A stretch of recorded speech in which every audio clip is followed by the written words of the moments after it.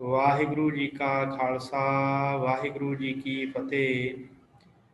ਗੁਰੂ ਪਿਆਰੀ ਗੁਰੂ ਸਵਾਰੀ ਸਾਧ ਸੰਗਤ, ਆਪ ਜੁੜ ਚੁੱਕੇ ਹੋ ਇਸ ਆਨਲਾਈਨ ਗੁਰਮਤਿ ਕਲਾਸ ਵਿੱਚ, ਜਿਸ ਵਿੱਚ ਆਪਾਂ ਧੰਨ ਸ਼੍ਰੀ ਗੁਰੂ ਗ੍ਰੰਥ ਸਾਹਿਬ ਜੀ ਵਿੱਚ ਆਈਆਂ 9 ਧੁਨੀਆਂ ਦੇ ਬਾਰੇ ਵਿਚਾਰ ਚਰਚਾ ਕਰ ਰਹੇ ਹਾਂ। 22 ਵਾਰਾਂ ਸ਼੍ਰੀ ਗੁਰੂ ਗ੍ਰੰਥ ਸਾਹਿਬ ਜੀ ਅੰਦਰ ਦਰਜ ਹਨ ਤੇ 9 ਵਾਰਾਂ ਦੇ ਉੱਪਰ ਸਤਿਗੁਰਾਂ ਨੇ ਧੁਨੀਆਂ ਚੜਾਈਆਂ ਹਨ ਜੋ ਉਸ ਸਮੇਂ ਪ੍ਰਚਲਿਤ ਵਾਰਾਂ ਸਨ ਉਹਨਾਂ ਦੀਆਂ। ਸੋ ਉਹਨਾਂ ਧੁਨੀਆਂ ਦੇ ਵਿੱਚੋਂ ਆਪਾਂ 3 ਧੁਨੀਆਂ ਦੀ ਵਿਚਾਰ ਕਰ ਚੁੱਕੇ ਹਾਂ। ਪਹਿਲੀ ਸੀ ਮਲਕ ਮਰੀਦ ਚੰਦਰਹੜਾ ਸੋਹੀਆ ਦੀ ਧੁਨੀ, ਫਿਰ ਉਸ ਤੋਂ ਬਾਅਦ ਸੀ ਰਾਏ ਕਮਾਲ ਦੀ ਮੌਜਦੀ ਦੀ ਵਾਰ ਦੀ ਧੁਨੀ, ਫਿਰ ਟੁੰਡੇ ਅਸ ਰਾਜੇ ਕੀ ਧੁਨੀ ਜੋ ਆਸਾ ਰਾਗ ਵਿੱਚ ਹੈ। ਤੇ ਅੱਜ ਸਾਧ ਸੰਗਤ ਆਪਾਂ ਜਿਹੜੀ ਗੱਲ ਹੈ ਉਹ ਸ਼ੁਰੂ ਕਰਨੀ ਆ ਸਿਕੰਦਰ ਬਰਾਹਿਮ ਦੀ ਧੁਨੀ ਤੋਂ, ਜੋ ਗੂਜਰੀ ਰਾਗ ਦੇ ਵਿੱਚ ਹੈ। ਧੰਨ ਸ਼੍ਰੀ ਗੁਰੂ ਅਮਰਦਾਸ ਮਹਾਰਾਜ ਸੱਚੇ ਪਾਤਸ਼ਾਹ ਜੀ ਦੀ ਪਾਵਨ ਵਾਰ ਹੈ। ਉਸ ਵਾਰ ਦੇ ਉੱਪਰ ਇਹ ਧੁਨੀ ਜਿਹੜੀ ਹੈ ਉਹ ਸਤਿਗੁਰਾਂ ਨੇ ਦਰਜ ਕੀਤੀ ਹੈ। ਮੈਂ ਫਿਰ ਆਪ ਜੀ ਨਾਲ ਵਿਚਾਰ ਸਾਂਝੇ ਕਰ ਦੇਵਾਂ ਕਿ ਇਹ 2 ਤਰ੍ਹਾਂ ਦੇ ਵਿਚਾਰ ਮਿਲਦੇ ਆ ਕਿ ਜਦੋਂ ਸਤਿਗੁਰੂ ਗੁਰੂ ਅਰਜਨ ਦੇਵ ਮਹਾਰਾਜ ਜੀ ਨੇ ਸੰਪਾਦਨਾ ਕਰਾਈ ਸੀ, ਉਦੋਂ ਹੀ ਭਾਈ ਗੁਰਦਾਸ ਜੀ ਪਾਸੋਂ ਸਤਿਗੁਰਾਂ ਨੇ ਇਹ ਧੁਨੀਆਂ ਸ੍ਰੀ ਗੁਰੂ ਗ੍ਰੰਥ ਸਾਹਿਬ ਜੀ ਦੀਆਂ ਢੁਕਵੀਆਂ ਵਾਰਾਂ ਦੇ ਉੱਪਰ ਦਰਜ ਕੀਤੀਆਂ। ਤੇ ਇੱਕ ਵਿਚਾਰ ਇਹ ਵੀ ਮਿਲਦੀ ਹੈ ਕਿ ਸਤਿਗੁਰੂ ਗੁਰੂ ਹਰਗੋਬਿੰਦ ਸਾਹਿਬ ਜੀ ਨੇ ਗੁਰੂ ਅਰਜਨ ਦੇਵ ਜੀ ਦੇ ਕਹੇ ਮੁਤਾਬਕ, ਜਿਵੇਂ ਗੁਰਬਿਲਾਸ ਪਾਤਸ਼ਾਹੀ 6ਵੀਂ ਦੇ ਵਿੱਚ ਲਿਖਿਆ, ਤੇ ਉਸ ਸਮੇਂ ਸਤਿਗੁਰਾਂ ਨੇ ਭਾਈ ਨੱਥਾ ਤੇ ਅਬਦੁੱਲਾ ਜੀ ਪਾਸੋਂ ਜੋ ਵਾਰਾਂ ਸੁਣੀਆਂ, ਉਹਨਾਂ ਵਾਰਾਂ ਦੇ ਵਿੱਚੋਂ ਜਿਹੜੀਆਂ ਵਾਰਾਂ ਦੀਆਂ ਧੁਨੀਆਂ ਗੁਰੂ ਹਰਗੋਬਿੰਦ ਸਾਹਿਬ ਜੀ ਦੇ ਮਨ ਨੂੰ ਭਾਈਆਂ, ਉਹ ਵਾਰਾਂ ਦੀਆਂ ਧੁਨੀਆਂ ਸਤਿਗੁਰਾਂ ਨੇ ਵੱਖ-ਵੱਖ ਵਾਰਾਂ ਉੱਤੇ ਚੜ੍ਹਾ ਕੇ ਤੇ ਸਤਿਗੁਰਾਂ ਨੇ ਭਾਈ ਗੁਰਦਾਸ ਜੀ ਪਾਸੋਂ ਇਹ ਚੜ੍ਹਾਈਆਂ ਤੇ ਗੁਰੂ ਗ੍ਰੰਥ ਸਾਹਿਬ ਜੀ ਨੂੰ ਸੰਪੂਰਨ ਕੀਤਾ। ਸੋ ਸਾਧ ਸੰਗਤ ਤੇ 2 ਤਰ੍ਹਾਂ ਦੀਆਂ ਵਿਚਾਰਾਂ ਮਿਲਦੀਆਂ ਹਨ। ਇੱਕ ਵਿਚਾਰ ਹੈ ਕਿ ਗੁਰੂ ਅਰਜਨ ਦੇਵ ਜੀ ਨੇ ਧੁਨੀਆਂ ਚਾੜੀਆਂ ਤੇ ਦੂਸਰੀ ਵਿਚਾਰ ਹੈ ਗੁਰੂ ਹਰਗੋਬਿੰਦ ਸਾਹਿਬ ਜੀ। ਸੋ ਸਾਧ ਸੰਗਤ ਆਪਾਂ 3 ਧੁਨੀਆਂ ਦੇ ਬਾਰੇ ਵਿਚਾਰ ਕਰ ਚੁੱਕੇ ਹਾਂ ਤੇ ਅੱਜ ਆਪਾਂ ਜਿਹੜੀ ਚੌਥੀ ਧੁਨੀ ਹੈ ਉਹਦੀ ਵਿਚਾਰ ਕਰਨੀ ਆ। ਆਪ ਜਿੰਨੀ ਵੀ ਸੰਗਤ ਜੁੜ ਚੁੱਕੀ ਹੋ, ਸਭ ਸੰਗਤ ਦਾ ਬਹੁਤ ਬਹੁਤ ਧੰਨਵਾਦ। ਆਓ ਆਪਾਂ ਇਸ ਕਲਾਸ ਦੀ ਆਰੰਭਤਾ ਕਰੀਏ। ਸਾਧ ਸੰਗਤ, ਇਹ ਜੋ ਚੌਥੇ ਨੰਬਰ ਦੇ ਉੱਪਰ ਧੁਨੀ ਹੈ ਇਹਦਾ ਨਾਮ ਹੈ ਸਿਕੰਦਰ ਬਰਾਹਿਮ ਦੀ ਵਾਰ ਦੀ ਧੁਨੀ। ਸਿਕੰਦਰ ਤੇ ਬਰਾਹਿਮ ਗੂਜਰੀ ਰਾਗ ਹੈ ਤੇ ਧੰਨ ਸ਼੍ਰੀ ਗੁਰੂ ਅਮਰਦਾਸ ਮਹਾਰਾਜ ਸੱਚੇ ਪਾਤਸ਼ਾਹ ਜੀ ਦੀ ਪਾਵਨ ਵਾਰ ਹੈ। ਇਸ ਪਾਵਨ ਵਾਰ ਦੇ ਉੱਤੇ ਸਤਿਗੁਰਾਂ ਨੇ ਇਹ ਧੁਨੀਆਂ ਜਿਹੜੀਆਂ ਚੜਾਉਣੀ ਕੀਤੀ ਹੈ। ਸਿਕੰਦਰ ਤੇ ਬਰਾਹਿਮ ਕੌਣ ਹਨ, ਕੀ ਲੋਕ ਗਾਥਾ ਇਹਦੇ ਪਿੱਛੇ ਜੁੜਦੀ ਹੈ, ਉਹ ਆਪਾਂ ਵਿਚਾਰੀਏ। ਸਾਧ ਸੰਗਤ, ਸਿਕੰਦਰ ਤੇ ਬਰਾਹਿਮ ਇਹਨਾਂ ਦਾ ਨੇੜੇ ਨੇੜੇ ਰਾਜ ਸੀ ਦੋਵਾਂ ਦਾ। ਇੱਕ ਪਾਸੇ ਸਿਕੰਦਰ ਰਾਜ ਕਰਦਾ ਸੀ, ਦੂਸਰੇ ਪਾਸੇ ਬਰਾਹਿਮ ਕਰਦਾ ਸੀ। ਸਿਕੰਦਰ ਜਿਹੜਾ ਸੀ ਉਹ ਇੱਕ ਭਲਾ ਤੇ ਚੰਗਾ ਰਾਜਾ ਮੰਨਿਆ ਗਿਆ ਸੀ, ਜਿਹੜਾ ਹਰ ਕਿਸੇ ਦੀ ਆਏ ਗਏ ਦੀ ਸ਼ਰਨ ਪਾਲਦਾ ਸੀ, ਜਿਹੜਾ ਸ਼ਰਨ ਚਾਹੁੰਦਾ ਸੀ ਉਹਦੀ ਰੱਖਿਆ ਕਰਦਾ। ਇਹਦੀ ਪ੍ਰਜਾ ਬੜੀ ਸੁਖੀ ਸੀ। ਉਸੇ ਤਰ੍ਹਾਂ ਜਿਹੜਾ ਦੂਸਰੇ ਪਾਸੇ ਰਾਜ ਸੀ ਉਹ ਸੀ ਬਰਾਹਿਮ ਦਾ। ਬਰਾਹਿਮ ਜਿਹੜਾ ਸੀ ਸਾਧ ਸੰਗਤ, ਇਹ ਬੜਾ ਮਾੜਾ ਤੇ ਵਿਕਾਰੀ ਰਾਜਾ ਸੀ। ਜੀਵਨ ਬੜਾ ਗਿਰਿਆ ਹੋਇਆ ਸੀ ਇਸ ਰਾਜੇ ਦਾ। ਇਹ ਕੀ ਕਰਦਾ ਸੀ ਕਿ ਇਹਦੇ ਕੋਲ, ਇਹਦੇ ਰਾਜ ਦੇ ਵਿੱਚ ਜਦੋਂ ਵੀ ਕਿਸੇ ਦਾ ਨਵਾਂ ਵਿਆਹ ਹੁੰਦਾ ਸੀ, ਕੋਈ ਵੀ ਲੜਕਾ ਕਿਸੇ ਲੜਕੀ ਨੂੰ ਵਿਆਹ ਕੇ ਲੈ ਕੇ ਆਉਂਦਾ ਤੇ ਸਭ ਤੋਂ ਪਹਿਲਾਂ ਇਹ ਕਹਿੰਦਾ ਕਿ ਉਸ ਲੜਕੀ ਨੂੰ ਮੇਰੇ ਘਰ ਭੇਜਿਆ ਜਾਵੇ, ਮੇਰੇ ਮਹਿਲ ਦੇ ਵਿੱਚ ਭੇਜਿਆ ਜਾਵੇ। ਤੇ ਇਹ ਉਸ ਲੜਕੀ ਦੇ ਨਾਲ ਜਿਹੜੀ ਨਵ ਵਿਆਹੀ ਹੁੰਦੀ ਸੀ ਉਹਦੇ ਨਾਲ ਕੁਕਰਮ ਕਰਦਾ ਸੀ ਰਾਜਾ ਬਰਾਹਿਮ। ਤੇ ਲੋਕ ਬਹੁਤ ਡਰਦੇ ਸਨ ਇਹਦੇ ਰਾਜ ਵਾਲੇ।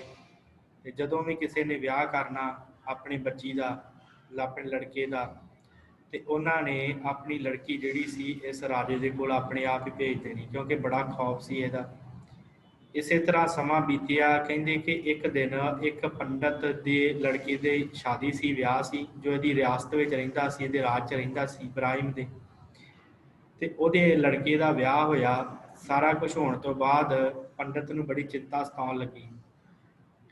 ਪੰਡਤ ਨੇ ਸੋਚਿਆ ਕਿ ਜੇ ਹੁਣ ਮੈਂ ਆਪਣੀ ਨੂੰਹ ਨੂੰ ਇਹਦੇ ਕੋਲ ਨਾ ਭੇਜਿਆ ਤੇ ਇਹਨੇ ਸਾਡਾ ਸਾਰਾ ਪਰਿਵਾਰ ਕਤਲ ਕਰ ਦੇਣਾ, ਤੇ ਜੇ ਮੈਂ ਭੇਜ ਦਿੱਤਾ ਤੇ ਇਹਦੇ ਨਾਲ ਮੇਰੀ ਨੂੰਹ ਦੀ ਬੇਪਤੀ ਹੋਣੀ ਆ, ਮਰਿਆਦਾ ਭੰਗ ਹੋਣੀ ਆ।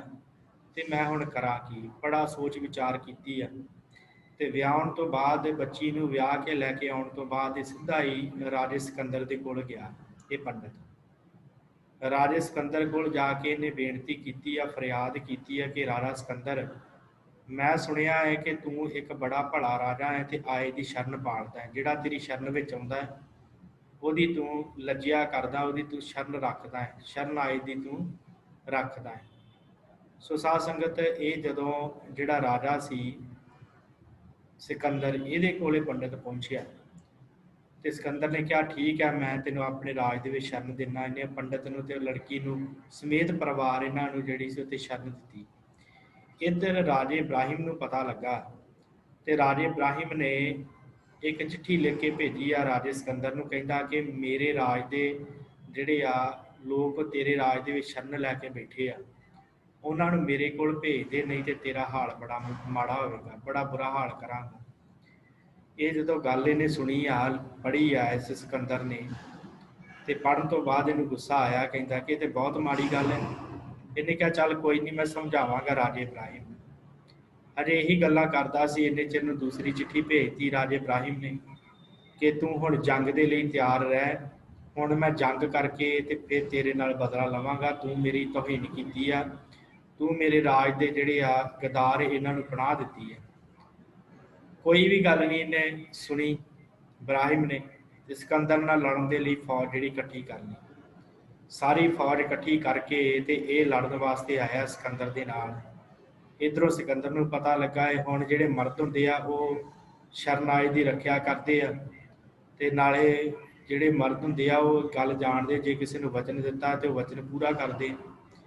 ਇਹ ਗੱਲ ਮਨ ਦੇ ਵਿੱਚ ਲਿਆ ਕੇ ਇਹਨੇ ਸਿਕੰਦਰ ਬਾਦਸ਼ਾਹ ਨੇ ਫੌਜ ਇਕੱਠੀ ਕੀਤੀ ਹੈ ਤੇ ਇਹਨਾਂ ਲੜਨਾ ਸ਼ੁਰੂ ਕੀਤਾ ਇਬਰਾਹਿਮ ਦੇ ਨਾਲ।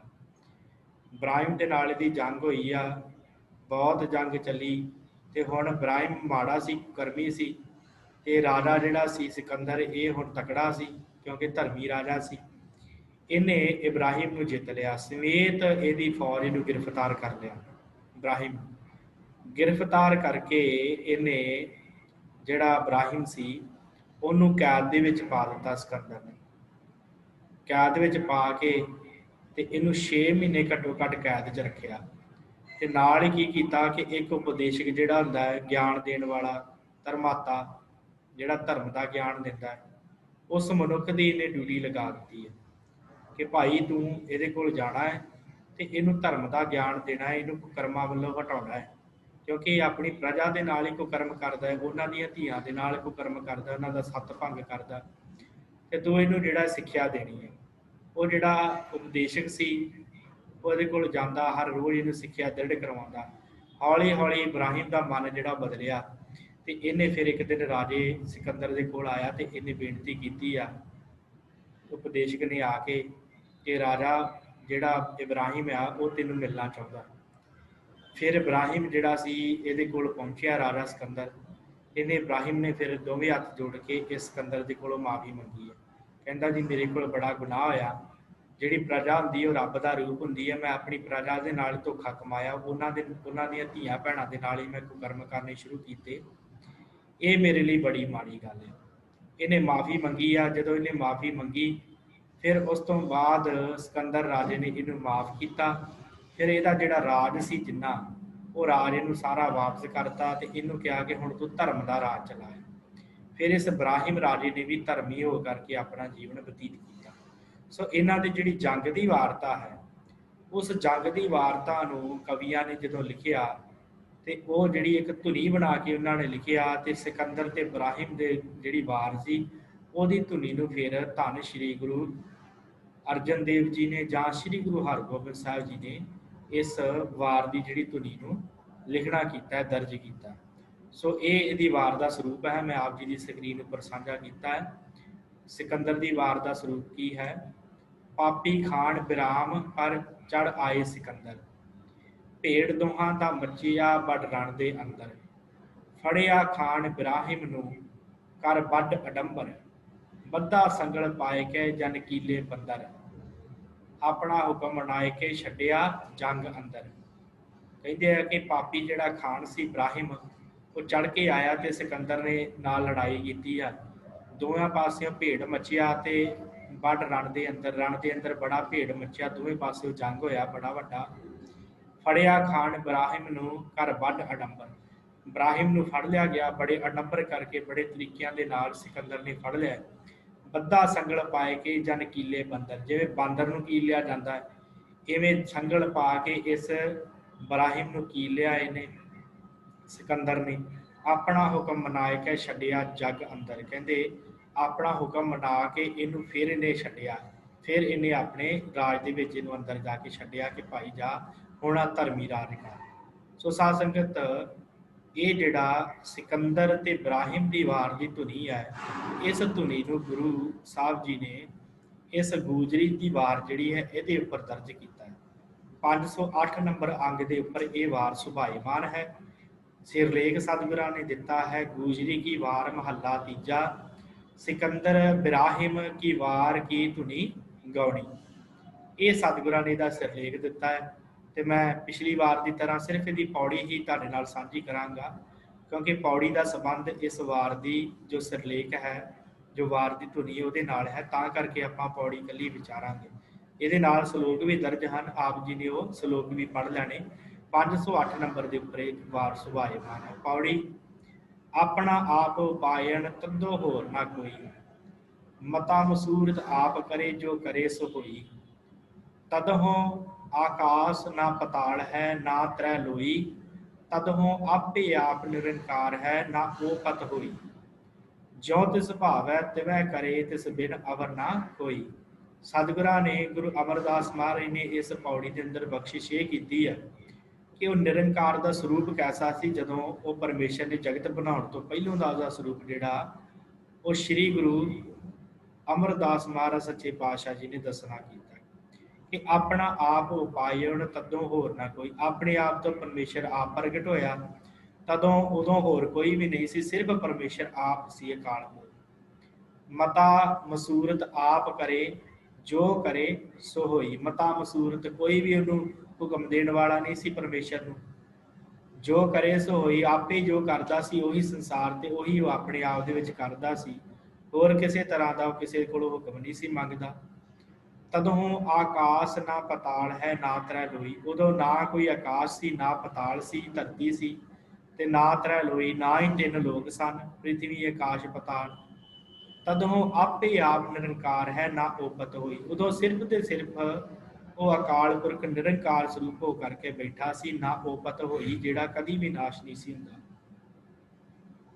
ਜਿਉ ਤਿਸ ਭਾਵੈ ਤਿਵੈ ਕਰੇ ਤਿਸ ਬਿਨ ਅਵਰ ਨਾ ਕੋਈ, ਜਿਵੇਂ ਉਹਨੂੰ ਭਾਉਂਦਾ ਸੀ ਉਵੇਂ ਕਰਦਾ ਹੈ ਤੇ ਤਿਸ ਬਿਨ ਅਵਰ ਨਾ ਕੋਈ। ਇਸ ਕਰਕੇ ਭਾਈ ਪਹਿਲੋਂ ਵੀ ਉਹਦੇ ਵਰਗਾ ਹੋਰ ਕੋਈ ਨਹੀਂ ਸੀ, ਉਹ ਜਿਵੇਂ ਦਾ ਉਹਨੂੰ ਚਾਹੁੰਦਾ ਸੀ ਉਵੇਂ ਦਾ ਹੀ ਉਹ ਕਰਦਾ ਸੀ। ਤੇ ਭਾਈ ਸਿੱਖੋ ਹੁਣ ਵੀ ਉਹ ਪਰਮੇਸ਼ਰ ਜਿਵੇਂ ਦਾ ਚਾਹੁੰਦਾ ਉਵੇਂ ਦਾ ਹੀ ਕਰਦਾ, ਤਿਸ ਬਿਨ ਅਵਰ ਨਾ ਕੋਈ, ਉਹਦੇ ਵਰਗਾ ਹੋਰ ਕੋਈ ਵੀ ਨਹੀਂ ਹੈ। ਸੋ ਇਸ ਪੌੜੀ ਦਾ ਇਹ ਸਤਿਗੁਰਾਂ ਨੇ ਜੋ ਇਹਦੇ ਉੱਪਰ ਵਾਰ ਦੀ ਧੁਨੀ ਰਚੀ ਹੈ, ਇਹ ਪਹਿਲੀ ਪੌੜੀ ਹੈ ਤੇ ਬਾਕੀ ਆਪ ਜੀ ਨੇ ਜ਼ਰੂਰ ਇਹਨੂੰ ਵਾਰ ਨੂੰ ਪੜ੍ਹ ਲੈਣਾ ਤੇ ਵਿਚਾਰ ਲੈਣਾ। ਸਾਧ ਸੰਗਤ, ਇਹਦੇ ਨਾਲ ਸ਼ਲੋਕ ਵੀ ਦਰਜ ਹਨ। ਸ਼ਲੋਕ ਮੈਂ ਆਪ ਜੀ ਨਾਲ ਤਾਂ ਨਹੀਂ ਸਾਂਝੇ ਕੀਤੇ ਕਿਉਂਕਿ ਫਿਰ ਸਮਾਂ ਵਧੀਕ ਹੋ ਜਾਂਦਾ ਹੈ, ਇਸ ਕਰਕੇ। ਸੋ ਸਾਧ ਸੰਗਤ, ਅਗਲੀ ਜਿਹੜੀ ਆਪਾਂ ਵਾਰ ਦੀ ਗੱਲ ਕਰਨੀ ਹੈ ਉਹ ਵਡਹੰਸ ਰਾਗ ਹੈ। ਵਡਹੰਸ ਰਾਗ ਦੇ ਅੰਦਰ ਇਹ ਵਾਰ ਹੈ। ਇਸ ਵਾਰ ਦਾ ਜਿਹੜਾ ਸਾਧ ਸੰਗਤ ਧੁਨੀ ਹੈ, ਇਹਦੇ ਉੱਪਰ ਲਲਾ ਬਹਿਲੀਮਾ ਦੀ ਵਾਰ ਦੀ ਧੁਨੀ ਸਤਿਗੁਰਾਂ ਨੇ ਇਸ ਵਾਰ ਦੇ ਉੱਪਰ ਦਰਜ ਕੀਤੀ ਹੈ, ਲਲਾ ਬਹਿਲੀਮਾ। ਤੇ ਇਹ ਜਿਹੜੀ ਵਾਰ ਹੈ ਵਡਹੰਸ ਰਾਗ ਦੇ ਵਿੱਚ ਹੈ ਤੇ ਮਹੱਲਾ ਚੌਥਾ, ਧੰਨ ਸ਼੍ਰੀ ਗੁਰੂ ਰਾਮਦਾਸ ਮਹਾਰਾਜ ਸੱਚੇ ਪਾਤਸ਼ਾਹ ਜੀ ਦੀ ਪਾਵਨ ਵਾਰ ਹੈ। ਗੁਰੂ ਰਾਮਦਾਸ ਜੀ ਦੀ ਚੌਥੇ ਪਾਤਸ਼ਾਹ ਜੀ ਦੀ ਵਾਰ, ਇਹਦੇ ਉੱਪਰ ਸਤਿਗੁਰਾਂ ਨੇ ਇਹ ਧੁਨੀ ਜਿਹੜੀ ਉਹ ਅੰਕਿਤ ਕੀਤੀ ਹੈ। ਕੌਣ ਸਨ ਲਲਾ ਤੇ ਬਹਿਲੀਮਾ, ਇਹਨਾਂ ਦੇ ਬਾਰੇ ਆਪਾਂ ਵਿਚਾਰ ਕਰੀਏ। ਗਾਥਾ ਇਹਨਾਂ ਨਾਲ ਇਹ ਜੁੜਦੀ ਹੈ ਸਾਧ ਸੰਗਤ ਕਿ ਦੋ ਭਰਾ ਸਨ, ਲਲਾ ਤੇ ਬਹਿਲੀਮਾ। ਇਹ ਦੋਵਾਂ ਦਾ ਰਾਜ ਸੀ, ਕਾਂਗੜੇ ਦੇ ਰਾਜਾ ਸੀ ਉਹ। ਜਦੋਂ ਪੂਰਾ ਹੋਇਆ, ਜਦੋਂ ਉਹਦੀ ਡੈਥ ਹੋਈ ਕਾਂਗੜੇ ਦੇ ਰਾਜੇ ਦੀ, ਤੇ ਉਹਦੀ ਮੌਤ ਤੋਂ ਬਾਅਦ ਸਾਧ ਸੰਗਤ ਉਸ ਰਾਜੇ ਦੀ ਮੌਤ ਤੋਂ ਬਾਅਦ ਇਹਨਾਂ ਦੋਵਾਂ ਭਰਾਵਾਂ ਨੇ ਆਪਸ ਦੇ ਵਿੱਚ ਨਾ ਸਾਰਾ ਜਿਹੜਾ ਰਾਜ ਸੀ ਉਹ ਵੰਡ ਲਿਆ। ਜਦੋਂ ਇਹਨਾਂ ਨੇ ਸਾਰਾ ਰਾਜ ਵੰਡਿਆ ਹੈ, ਸਾਰਾ ਰਾਜ ਵੰਡਣ ਤੋਂ ਬਾਅਦ ਜਿਹੜਾ ਲਲਾ ਸੀ ਉਹ ਛੋਟਾ ਸੀ ਤੇ ਇਬਰਾਹਿਮ ਜਿਹੜਾ ਵਾਹਿਗੁਰੂ ਜਿਹੜਾ ਬਹਿਲੀਮਾ ਸੀ ਉਹ ਵੱਡਾ ਸੀ।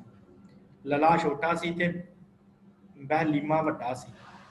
ਤੇ ਵੱਡਾ ਭਰਾ ਹੋਣ ਦੇ ਨਾਤੇ ਉਹਨੇ ਕਿਹਾ ਵੀ ਚੱਲ ਮੇਰਾ ਛੋਟਾ ਭਰਾ ਆ ਤੇ ਮੈਂ ਇਹਨੂੰ ਚੰਗਾ ਚੰਗਾ ਰਾਜ ਜਿਹੜਾ ਉਹ ਚੰਗਾ ਪਾਸਾ ਦੇ ਦਿੰਦਾ ਆਪਣੇ ਰਾਜ ਦਾ, ਤੇ ਮੈਂ ਜਿਹੜਾ ਹੈ ਕੋਈ ਗੱਲ ਨਹੀਂ ਮਾੜੇ ਪਾਸੇ ਰਾਜ ਕਰ ਲੈਣਾ, ਫੇਰ ਕਿਹੜੀ ਗੱਲ ਹੈ, ਮੇਰਾ ਭਰਾ ਆ ਚੰਗਾ ਰਾਜਾ ਬਣੇ। ਇਹਨੇ ਕੀ ਕੀਤਾ, ਜਿਹੜਾ ਚੰਗਾ ਚੰਗਾ ਰਾਜ ਸੀ, ਜਿੱਥੇ ਚੰਗੀ ਖੇਤੀ ਹੁੰਦੀ ਸੀ, ਚੰਗਾ ਸਾਰਾ ਕੁਝ ਸੀ, ਵਰਸ਼ਾ ਵਧੀਆ ਹੁੰਦੀ ਸੀ, ਉਸ ਪਾਸੇ ਦਾ ਰਾਜ ਇਹਨੇ ਦੇ ਦਿੱਤਾ ਲਲਾ ਨੂੰ, ਬਹਿਲੀਮਾ ਨੇ। ਤੇ ਆਪ ਬਹਿਲੀਮਾ ਨੇ ਜਿਹੜਾ ਰਾਜ ਆ ਉਹ ਮਾੜਾ ਪਾਸਾ ਲੈ ਲਿਆ। ਪਰ ਇਹਦੇ ਰਾਜ ਦੇ ਵਿੱਚ ਨਦੀਆਂ ਸਨ, ਜਿਹੜੇ ਝਰਨੇ ਸਨ ਉਹ ਵਗਦੇ ਸਨ, ਨਦੀਆਂ ਵਗਦੀਆਂ ਸੀ, ਨਹਿਰਾਂ ਨਿਕਲਦੀਆਂ ਸਨ। ਤੇ ਜਿਹੜਾ ਲੱਲਾਂ ਦਾ ਰਾਜ ਸੀ ਉੱਥੇ ਵਰਖਾ ਕਾਫੀ ਹੁੰਦੀ ਸੀ ਤੇ ਉੱਥੇ ਖੇਤੀਬਾੜੀ ਵੀ ਚੰਗੀ ਹੁੰਦੀ ਸੀ। ਇੱਕ ਦਿਨ ਪਰਮੇਸ਼ਰ ਦੀ ਕੁਦਰਤ ਐਸੀ ਵਾਪਰੀ ਕਿ ਇੱਕ ਸਮਾਂ ਐਸਾ ਆਇਆ ਸਾਧ ਸੰਗਤ ਕਿ ਜਿਹੜਾ ਲੱਲਾਂ ਦਾ ਰਾਜ ਸੀ ਜਿਸ ਪਾਸੇ ਉਧਰ ਮੀਂਹ ਨਾ ਪਿਆ, ਬੜਾ ਬੁਰਾ ਹਾਲ ਹੋਇਆ। ਲੋਕਾਂ ਨੇ ਫਸਲ ਬੀਜੀ ਦੀ ਬੀਜੀ ਰਹਿ ਗਈ, ਮੀਂਹ ਪਿਆ ਨਾ, ਵਰਖਾ ਹੋਈ ਨਾ। ਜਦੋਂ ਵਰਖਾ ਨਾ ਹੋਈ ਤੇ ਇਹ ਲੱਲਾਂ ਨੂੰ ਸਮਝਾਇਆ ਦੇ ਵਜ਼ੀਰਾਂ ਨੇ ਕਿ ਭਾਈ ਆਪਣੇ ਰਾਜ 'ਚ ਵਰਖਾ ਨਹੀਂ ਹੋਈ, ਰਾਜਾ ਜੀ ਕਿਰਪਾ ਕਰੋ, ਤੁਸੀਂ ਕੋਈ ਹੱਲ ਕੱਢੋ ਕਿਸੇ ਤਰੀਕੇ ਦੇ ਨਾਲ। ਤੁਹਾਡਾ ਭਰਾ ਬਹਿਲੀਮਾ, ਉਹਦੇ ਰਾਜ ਦੇ ਵਿੱਚ ਨਦੀ ਵਗਦੀ ਹੈ, ਨਹਿਰਾਂ ਨਿਕਲਦੀਆਂ, ਤੇ ਉਹਨਾਂ ਕੋਲ ਆਪਾਂ ਜਿਹੜਾ ਨਹਿਰ ਇੱਕ ਜਿਹੜੀ ਇੱਧਰ ਨੂੰ ਪਵਾ ਲੈਂਦੇ ਤੇ ਆਪਣੇ ਲੋਕ ਜਿਹੜੇ ਉਹ ਖੇਤੀ ਕਰ ਸਕਣਗੇ। ਤੇ ਲੱਲਾ ਜਿਹੜਾ ਸੀ ਆਪਣੇ ਵੱਡੇ ਭਰਾ ਬਹਿਲੀਮਾ ਦੇ ਕੋਲ ਗਿਆ। ਇਹਨੇ ਜਾ ਕੇ ਬੇਨਤੀ ਕੀਤੀ ਆ ਆਪਣੇ ਵੱਡੇ ਭਰਾ ਨੂੰ, ਕਹਿੰਦਾ ਕਿ ਭਰਾ ਜੀ ਬੇਨਤੀ ਇਹ ਆ ਕਿ ਮੇਰੇ ਰਾਜ 'ਚ ਮੀਂਹ ਨਹੀਂ ਪਿਆ, ਬਾਰਿਸ਼ ਨਹੀਂ ਹੋਈ, ਤੇ ਕਿਰਪਾ ਕਰੋ ਤੁਸੀਂ ਆਪਣਾ ਜਿਹੜੇ ਰਾਜ ਦੇ ਵਿੱਚ ਨਹਿਰਾਂ ਵਗਦੀਆਂ ਨਾ, ਉਹਨਾਂ ਨਹਿਰਾਂ 'ਚ ਇੱਕ ਨਹਿਰ ਮੇਰੇ ਰਾਜ ਵੱਲ ਨੂੰ ਤੋਰ ਦਿਓ, ਤਾਂ ਕਿ ਮੇਰੇ ਲੋਕ ਖੇਤੀ ਕਰ ਸਕਣ ਤੇ ਆਪਣਾ ਗੁਜ਼ਾਰਾ ਕਰ ਸਕਣ, ਨਹੀਂ ਤੇ ਅਸੀਂ ਭੁੱਖੇ ਮਰ ਜਾਵਾਂਗੇ। ਹੁਣ ਬਹਿਲੀਮਾ ਜਿਹੜਾ ਇੰਨਾ ਦਿਆਲੂ ਸੀ, ਉਹਨੂੰ ਪਤਾ ਸੀ ਕਿ ਮੇਰਾ ਭਰਾ ਜਿਹੜਾ ਆ ਲੱਲਾ ਛੋਟਾ ਹੈ, ਚੱਲ ਛੋਟੇ ਭਰਾ ਦਾ ਹੇਰਵਾ ਆਇਆ, ਪਿਆਰ ਆਇਆ, ਤੇ ਉਹਨੇ ਕਿਹਾ ਚੱਲ ਠੀਕ ਹੈ ਭਾਈ, ਮੈਂ ਤੈਨੂੰ ਆਪਣੀ ਇੱਕ ਨਹਿਰ ਦੇ ਦਿੰਦਾ। ਤੇ ਲੱਲਾ ਕਹਿੰਦਾ ਜੇ ਤੁਸੀਂ ਮੈਨੂੰ ਨਹਿਰ ਦਿਓਗੇ ਮੈਂ ਤੁਹਾਨੂੰ 6ਵਾਂ ਹਿੱਸਾ ਆਪਣੇ ਰਾਜ ਦੀ ਖੇਤੀ ਦੇ ਵਿੱਚ ਤੁਹਾਨੂੰ ਦੇਵਾਂਗਾ, 6ਵਾਂ ਹਿੱਸਾ ਮੈਂ ਦੇਵਾਂਗਾ, ਤੇ ਤੁਸੀਂ ਮੈਨੂੰ ਜੇ ਨਹਿਰ ਦੇਵੋਗੇ। ਤੇ ਗੱਲ ਹੋ ਗਈ 6ਵੇਂ ਹਿੱਸੇ ਤੇ ਮੰਨ ਕੇ ਤੇ ਬਹਿਲੀਮਾ ਨੇ ਨਹਿਰ ਦੇ ਦਿੱਤੀ ਇਹਨੂੰ। ਇਹਦੇ ਰਾਜ ਨੂੰ ਨਹਿਰ ਗਈ, ਚੰਗੀ ਫਸਲ ਹੋਈ, ਕਿਸਾਨਾਂ ਨੇ ਖੇਤੀਬਾੜੀ ਕੀਤੀ, ਫਸਲ ਪੱਕੀ, ਤੇ ਰਾਜ ਸਾਰੇ ਰਾਜ ਦੇ ਵਿੱਚ ਫਸਲ ਜਿਹੜੀ ਉਹ ਵਰਤ ਗਈ, ਸਾਰੀ ਵਰਤਾਈ ਗਈ, ਵੰਡ ਲਈ ਸਾਰੀ। ਤੇ ਇਹਨੇ 6ਵਾਂ ਹਿੱਸਾ ਜਿਹੜਾ ਕੀਤਾ ਸੀ ਬਹਿਲੀਮਾ ਨੂੰ ਦੇਣਾ, ਉਹ ਦਿੱਤਾ ਹੀ ਨਾ।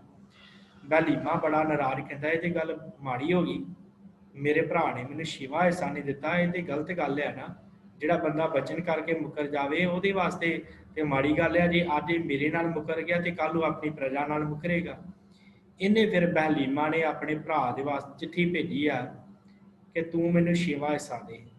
ਤੇ ਲੱਲਾ ਕਹਿੰਦਾ ਕਿਹੜਾ 6ਵਾਂ ਹਿੱਸਾ, ਮੈਂ ਨਹੀਂ ਕੋਈ 6ਵਾਂ ਹਿੱਸਾ ਦਿੰਦਾ, ਕੋਈ ਨਹੀਂ, ਅਗਲੇ ਸਾਲ ਮੇਰੇ ਕੋਲ ਵਾਧੂ ਮੀਂਹ ਪੈ ਜਾਣਾ, ਖੇਤੀਬਾੜੀ ਹੋ ਜਾਣੀ, ਸਾਨੂੰ ਤੇਰੀਆਂ ਨਹਿਰਾਂ ਦੀ ਲੋੜ ਨਹੀਂ। ਫਿਰ ਬਹਿਲੀਮਾ ਨੇ ਦੂਸਰੀ ਚਿੱਠੀ ਭੇਜੀ ਹੈ, ਕਹਿੰਦਾ ਫਿਰ ਜੰਗ ਦੇ ਲਈ ਤਿਆਰ ਹੋ ਜਾ। ਫਿਰ ਇਹਨਾਂ ਦੋਵਾਂ ਭਰਾਵਾਂ ਦੀ ਆਪਸ ਦੇ ਵਿੱਚ ਜੰਗ ਹੋਈ ਆ। ਤੇ ਫਿਰ ਜਦੋਂ ਜੰਗ ਹੋਈ ਆ ਤੇ ਇਹਨੇ ਬਹਿਲੀਮਾ ਨੇ ਲੱਲਾ ਨੂੰ ਹਰਾ ਕੇ ਕੈਦ ਕਰ ਲਿਆ। ਕੈਦ ਕਰਕੇ ਇਹਨੂੰ ਫਿਰ ਕਾਫੀ ਸਮਾਂ ਆਪਣੇ ਕੋਲ ਰੱਖਿਆ। ਕੈਦ ਦੇ ਵਿੱਚ ਇਹਦੇ ਰਾਜ ਦੇ ਉੱਤੇ ਵੀ ਇਹਨੇ ਅਧਿਕਾਰ ਕਰ ਲਿਆ। ਬਹਿਲੀਮਾ ਨੇ ਲੱਲਾ ਦੇ ਰਾਜ ਦੇ ਉੱਤੇ ਵੀ ਅਧਿਕਾਰ ਕਰ ਲਿਆ, ਦੋਵੇਂ ਰਾਜ ਆਪਣੇ ਅਧੀਨ ਕਰ ਲਏ। ਤੇ ਆਪਣੇ ਛੋਟੇ ਭਰਾ ਲੱਲਾ ਨੂੰ ਇਹਨੇ ਨਾ ਕੈਦ 'ਚ ਪਾ ਲਿਆ। ਜਦੋਂ ਕੈਦ 'ਚ ਪਿਆ ਹੈ ਤੇ ਉੱਥੇ ਇਹਨੂੰ ਸਮਝਾਇਆ ਕਿ ਭਾਈ ਤੂੰ ਗਲਤ ਕੀਤਾ ਹੈ, ਜੇ ਤੂੰ ਧਰਮੀ ਰਾਜਾ ਹੈ ਤੇ ਰਾਜੇ ਦਾ ਧਰਮ ਹੁੰਦਾ ਕਿ ਬਚਨ ਦੇ ਕੇ ਉਹਨੂੰ ਬਚਨ ਨੂੰ ਪਕਾਉਣਾ, ਤੇ ਤੂੰ ਮੇਰੇ ਨਾਲ ਬਚਨ ਕੀਤਾ ਸੀ। ਕਹਿੰਦਾ ਗੱਲ ਇਹ ਨਹੀਂ ਹੈ ਕਿ ਤੂੰ ਮੈਨੂੰ 6ਵਾਂ ਹਿੱਸਾ ਦੇਣਾ ਜਾਂ ਨਹੀਂ ਦੇਣਾ, ਉਹ ਗੱਲ ਵੱਖਰੀ ਆ, ਪਰ ਜਿਹੜੀ ਗੱਲ ਆਪਣੀ ਹੋਈ ਹੈ, ਜਿਹੜਾ ਤੂੰ ਬਚਨ ਮੇਰੇ ਨਾਲ ਕੀਤਾ ਹੈ, ਜਾਂ ਤਾਂ ਤੂੰ ਮੈਨੂੰ ਉਦੋਂ ਨਾ ਕਹਿੰਦਾ ਮੈਂ ਤੈਨੂੰ ਉਦੋਂ ਉੱਦਾਂ ਹੀ ਨਹਿਰਾਂ ਦੇ ਦਿੰਦਾ, ਫੇਰ ਕਿਹੜੀ ਗੱਲ ਸੀ, ਤੂੰ ਮੇਰਾ ਛੋਟਾ ਭਰਾ ਸੀ। ਪਰ ਤੂੰ ਮੇਰੇ ਨਾਲ ਬਚਨ ਕੀਤਾ ਸੀ ਕਿ ਮੈਂ ਤੁਹਾਨੂੰ 6ਵਾਂ ਹਿੱਸਾ ਦੇਵਾਂਗਾ, ਤੇ ਹੁਣ ਤੂੰ 6ਵਾਂ ਹਿੱਸਾ ਦੇਣ ਨੂੰ ਮੁੱਕਰ ਗਿਆ, ਤੇ ਇਹ ਧਰਮ ਵਾਲੀ ਗੱਲ ਨਾ ਹੋਈ। ਇਸ ਕਰਕੇ ਤੂੰ ਇਹ ਚੰਗਾ ਨਹੀਂ ਕੀਤਾ ਮੇਰੇ ਨਾਲ। ਨਾਲੇ ਕੈਦ ਵਿੱਚ ਰੱਖਿਆ, ਨਾਲੇ ਸਮਝਾਉਂਦਾ ਹੈ ਬਹਿਲੀਮਾ ਇਹਨੂੰ। ਫਿਰ ਸਾਰੀ ਗੱਲ ਜਦੋਂ ਸਮਝਾਈ ਤੇ ਲੱਲਾ ਨੇ ਫਿਰ ਮਾਫੀ ਮੰਗੀ ਹੈ ਕਿ ਵੱਡੇ ਭਰਾ ਜੀ ਮੇਰੇ ਕੋਲ ਗਲਤੀ ਹੋ ਗਈ ਤੇ ਮੈਨੂੰ ਮਾਫ ਕਰ ਦਿਓ, ਮੈਂ ਤੁਹਾਨੂੰ ਤੁਹਾਡਾ 6ਵਾਂ ਹਿੱਸਾ ਦੇਵਾਂਗਾ। ਫਿਰ ਇਹਨੇ ਗੱਲ ਮੰਨ ਕੇ ਆਪਣੇ ਭਰਾ ਨੂੰ ਫਿਰ ਬੁਲਾਇਆ ਹੈ, ਜੀ ਕੈਦ ਵਿੱਚ ਕਢਾਇਆ ਹੈ, ਫਿਰ ਇਹਨੇ ਰਾਜ ਦੇ ਵਿੱਚ ਛੱਡ ਕੇ ਆਇਆ। ਆਪ ਫਿਰ ਦੁਬਾਰਾ ਇਹਦਾ ਤਿਲਕ ਬਹਿਲੀਮਾ ਨੇ ਲੱਲਾ ਦਾ ਦੁਬਾਰਾ ਤਿਲਕ ਕਰਕੇ ਇਹਨੂੰ ਰਾਜ ਪਦਵੀ ਦੇ ਉੱਤੇ ਸਥਾਪਿਤ ਕੀਤਾ। ਸੋ ਇਹਨਾਂ ਦੀ ਜਿਹੜੀ ਜੰਗ ਹੋਈ ਹੈ, ਉਸ ਵਾਰ ਦੀ ਧੁਨੀ, ਜੰਗ ਦੀ ਧੁਨੀ ਜਿਹੜੀ ਹੈ, ਉਹ ਗੁਰੂ ਸਾਹਿਬ ਨੇ ਇਸ ਵਡਹੰਸ ਰਾਗ ਦੇ ਵਿੱਚ ਜੋ ਚੌਥੇ ਪਾਤਸ਼ਾਹ ਦੀ ਵਾਰ ਹੈ, उस वार के उत्ते महाराज ने दर्ज करनी की है। की साध संगत इस वार का सरलेख है, मैं आप जी नाल साझे कर देवां। लला ते बहलीमा की वार की धुनी की है। काल लला दे देश दा खोया बहलीमा, इसा छठा मनाए के जल नਹਿਰੋ ਦੀਮਾ। फिरा हून होई लला ने रण मंडिया धीमा, भेड़ दोहों दिस मचिया सट पई अजीमा। सिर धड़ डिगे खेत विच ज्यों वाहन ढीमा, देख मार लला बहलीमा ने रण मैं बरसीमा। कहते कि लला के देह च काल पै गया, खोया बहलीमा, ते जिहड़ा सी बहलीमा ਉਹਦੇ ਕੋਲੇ आया खोया होया, छेवा हिस्सा मना के ते इन्हें नहर लै ली है, जल नਹਿਰੋ ਦੀਮਾ। फिरा हून होई लला ने, फिर गया लला अपने बचन तो, रण मंडिया धीमा, फिर रण मंड लिया कि मैं तेरे नाल लड़ना है भरा दे नाल। भेड़ दोहों दिस मचिया सट पई अजीमा, दोवें पासों चंगा भेड़ मचिया, लड़ाई चंगी हुई है, चंगियां सट्टां वजीरां दे लगियां है, सिपाहियां दे लगियां है। सिर धड़ डिगे खेत विच ज्यों वाहन ढीमा, ते सिर जिहड़े आ इवें डिग रहे आ मैदाने जंग च जिवें वाहन दे विच ढीमां पईयां होण। देख मार लला बहलीम ने रण मैं बरसीमा। कहते फिर इस तरह लला ने बहलीमा नूं जिहड़ा कैद कर लिया, मार लिया, रण मैं बरसीमा, रण दे विच इहनूं फड़ के कैद कर लिया। सो ये जिहड़ा इस वार का जो स्वरूप है, इस वार की जो आप जी की स्क्रीन उपर है, वडहंस की वार महला चौथा 585 अंग के उपर ये वार सुभायमान है गुरु ग्रंथ साहब जी के अंदर। लला बहलीमा की वार की धुन गावनी, ये इसका सरलेख सतगुਰਾਂ ने दिता है। इस तरह इसका सरलेख गुरु ग्रंथ साहब के विच आया है। सो पौड़ी है वडहंस राग की महले चौथे की पौड़ी। पौड़ी तू आपे ही आप है, आप कारण किया, तू आपे आप निरंकार है, को अवर ना बिया। तू कर्ण कारण समर्थ है, तू करहे सो थिया, तू अणमंगिया दान देवना सबनाहा जिया। सब आखो सतगुर वाह वाहो, जिन दान हर नाम मुख दिया। सतगुਰਾਂ ने इस पौड़ी च क्या है भाई, हे परमेश्वर वाहिगुरु, तू आपे ही आप है, आप कारण किया। तू कारण वाला भी आप ही है, सारा कुछ तू आप ही है, ਕਰਨ वाला कराउण वाला हर कुछ तू आप ही है परमेश्वर। तू आपे आप निरंकार है, को अवर ना बिया। महाराज तू आप ही आप निरंकार रूप भी तू आप ही है, को अवर ना बिया, तेरे वर्गा कोई होर नहीं है। बिया का अर्थ होंदा कोई दूजा तेरे वर्गा नहीं है, को अवर ना बिया।